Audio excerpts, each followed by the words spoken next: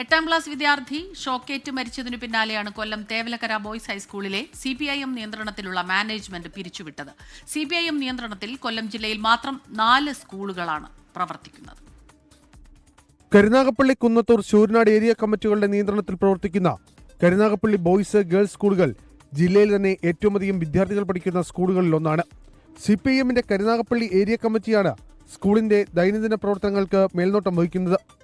Thevalakkara boys girls സ്കൂളുകൾ CPIM Chavara, Kunnathur area കമ്മിറ്റികളുടെ നിയന്ത്രണത്തിലാണ്. 1917 നാട്ടുപ്രമാണിമാരായ കാഞ്ഞാപ്പള്ളി മാധവൻപിള്ള, തെന്നൂർ ഗോവിന്ദൻ ചെന്നാർ, തൊണ്ടപ്പുറത്ത് കോശി വൈദ്യൻ എന്നിവർ ചേർന്നാണ് തേവലക്കരയിൽ സ്കൂൾ തുടങ്ങിയത്. അധ്യാപകർക്കും അനധ്യാപകർക്കും ശമ്പളം നൽകാൻ മാനേജർക്ക് കഴിയാതെ പ്രതിസന്ധിയിലായതോടെ സ്കൂളിന്റെ നിയന്ത്രണം സ്ഥാപകരിലൊരാൾ ഏറ്റെടുക്കുകയായിരുന്നു. ഒടുവിൽ സ്കൂൾ വിൽക്കാൻ ശ്രമിക്കുന്നുവെന്നാരോപിച്ച് 1983 സ്ഥാപകരിൽ ഒരാളുടെ പിന്മുറക്കാരൻ കോടതിയെ സമീപിച്ചു. ഇതോടെ സ്കൂൾ ഭരണം റിസീവർ ഭരണത്തിലായി. പിന്നാലെ നടന്ന ജനകീയ സമരത്തിനൊടുവിൽ CPIM നേതാവ് CP കരുണാകരൻപിള്ളയുടെ നേതൃത്വത്തിൽ കമ്മിറ്റി അധികാരത്തിലെത്തി. പിന്നീട് CPIM ഭരണമാണ് സ്കൂളിൽ നടക്കുന്നത്.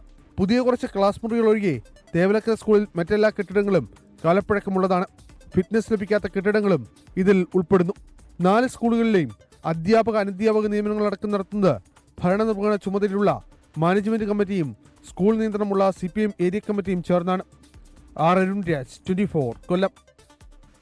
ലോകത്തെവിടെയായാലും ഏത് സമയത്തും 24 വാർത്തകളും ഓഗ്മെന്റഡ് റിയാലിറ്റി പാക്കേജുകളും എക്സ്പ്ലെയിനറുകളും വിശദമായി കാണാൻ ഞങ്ങളുടെ YouTube ചാനൽ നിങ്ങൾക്ക് സബ്സ്ക്രൈബ് ചെയ്യാം.